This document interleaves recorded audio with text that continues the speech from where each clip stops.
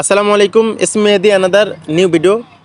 Guys, আমরা অনেক সময় অনেক ধরনের ভিডিও তৈরি করে থাকি এবং অনেক রকমের আমরা ফিডব্যাক পাই এবং মানুষের থেকে আবার অনেক সমালোচিত হই। কেমন আপনাদেরকে শেয়ার করব। কিছুদিন আগে একটি লোক আমাকে কমেন্ট করছে, মানে বাজে একটা ভাষায় একটি কমেন্ট করছে। আসলে আমরা এটা সেই উদ্দেশ্য করে আসলে তাদেরকে কোনো গালিগালাজ কোনো কিছু করব না। আসলে যে ভাইকে নিয়ে ভিডিওটি করা এবং যে ভাই লিবিয়া থেকে সাগরপথে ইতালিতে আসছে এবং সেই ভাইয়ের মুখ থেকে অবশ্যই এবং শুনবো যে এখানে কেমন সে কাজ করতেছে এবং কত টাকা ইনকাম করতেছে। আসলে এই ভাইয়ের মুখ থেকে আপনারা শুনতে পারবেন যে আপনার সে মাসে কত টাকা ইনকাম করে থাকে। সো গাইস, কথা না বাড়িয়ে আমি ভাইয়ের কাছে জিজ্ঞাসা করব এবং ভাই কত টাকা ইনকাম করে আপনাদের উদ্দেশ্যে বলবে যে আপনি ইতালিতে আসার পর আপনি কত টাকার ইনকাম করছেন এবং কি কাজ করছেন এবং আপনি মাসে কত টাকায় আর্ন করছেন, এটা বিশেষ করে দর্শকের উদ্দেশ্যে জানাবেন। এই তো ইতালিতে 7-8 মাস ধরে আইছি আর কি। জি জি জি। 8 মাসের ভিতরে এই তো 2 মাস ধরে আর কি কাজের একটা ম্যানেজ করছি। আচ্ছা, আপনি 2 মাস ধরে কাজ করছেন, এই তো? 2 মাস হয় না আর কি, 2 মাস চলে। ও আচ্ছা আচ্ছা। অনেকে আছে যে বলে যে আসলে মনে করেন যে কাগজ বা করতে পারে না বা কাজ করতে পারে না, অনেক নানা ধরনের কথা বলে মানুষ এবং কি কমেন্ট এসে গালিগালাজ করে। আচ্ছা, আপনি যে কাজ করছেন বা কাজ করতেছেন, আচ্ছা এই বিষয়টা কেমন বা এটা আপনি কত টাকা আর্ন করতেছেন আসলে দর্শকের উদ্দেশ্যে বলেন। আসলে কি যে ইতালি আইসা ক্যাম্পে থাইকে মোটামুটি আপনার যদি মাসে 1 লাখ টাকা কামাই করেন, 1 লাখ জি। 1 লাখ টাকায় মনে করেন যে আপনার কাছে থাকবে। কোনো আচ্ছা নাই, কোনো রুম ভাড়া নাই, কোনো খাওয়ার টেনশন, আচ্ছা সবই সরকারে খাওয়াইতেছে। আচ্ছা। আনুমানিক আপনি কত টাকা দেশে পাঠাইতেছেন এবং মাসে, মানে আপনার খরচ বাদে? যেমন যেমন এই জায়গা 1 মাসের ভিতর 20 দিন যদি কাজ করি, 20 দিনের ভিতর 1 লাখ টাকা হয়ে যায়। আচ্ছা, 20 দিন কাজ করলে 1 লাখ টাকা হয়ে যায়। মানে আপনার আমার আমার কথা হচ্ছে আপনি 20 দিনে 1 লাখ টাকা পাঠাইতে পারেন, এই তো? 20 দিন 1 লাখ টাকা হয়, 1 লাখ টাকা পাঠাইতে পারে। 20 দিনে 1 লাখ টাকা পাঠাইতে পারেন। হুম। যাক, গ্যাস আপনারাই শুনতে পারছেন আসলে এখানে যে ভাই কাজ করে থাকে মাসে এবং কি 20 দিন কাজ করেও সে 1 লাখ টাকা সে দেশে পাঠিয়ে থাকে।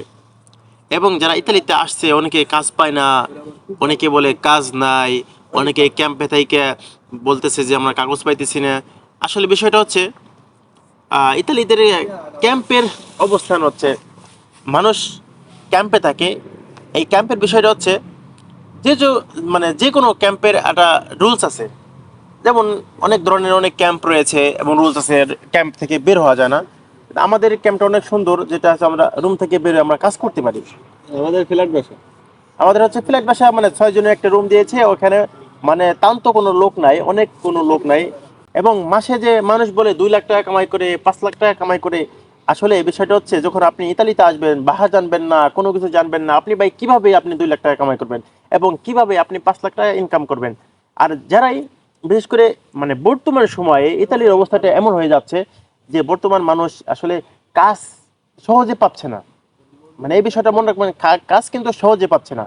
এবং যারাই আমরা ইতালিতে আসি, মানে এই কাজ আমরা যারা মানে করতেছি অ্যাভেলেবল, কিন্তু লোকে কিন্তু কাজ পাচ্ছে না এবং লোকেরা এবং যারা কাজ করাবে তারা কিন্তু অন্য লোকদেরকে কাজ ট্রান্সফার করতেছে না বা কাজ তাদেরকে দিচ্ছে না।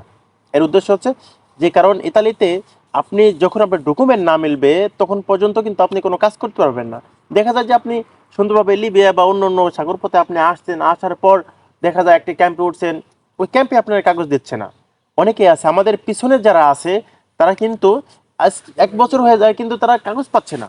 কিন্তু আমরা দেখেন যখন আমরা এখানে আসছি, আসার পর কিন্তু আমরা আহ, এক এক মাসের ভিতরে আমরা কাগজ পেয়ে গেছি, হাতে পেয়ে গেছি। এবং ইতালির যে বলা হয় রেসিডেন্ট বা কার্টির দেন্তিতা, এটা হচ্ছে ন্যাশনাল বা আইডেন্টি, এখানের ন্যাশনাল আইডেন্টি, এটা আমরা আলহামদুলিল্লাহ হাতে পেয়েছি। এটা হচ্ছে কি, যারাই মনে করেন যে যাদের ক্যাম্পগুলো ভালো, তারা বিশেষ করে সুন্দর মতো তারা কাগজ হাতে পেয়ে যাচ্ছে। এবং যারা মনে করেন যে ক্যাম্পটা একটু নর্মাল বা কোনো সমস্যা বা অনেক লোক যেখানে জমায়েত হয়ে থাকে, দেখা যায় ওইখানে ঠিকমতো কাগজ ঠিকমতো পায় না এবং কেউ পাচ্ছে না।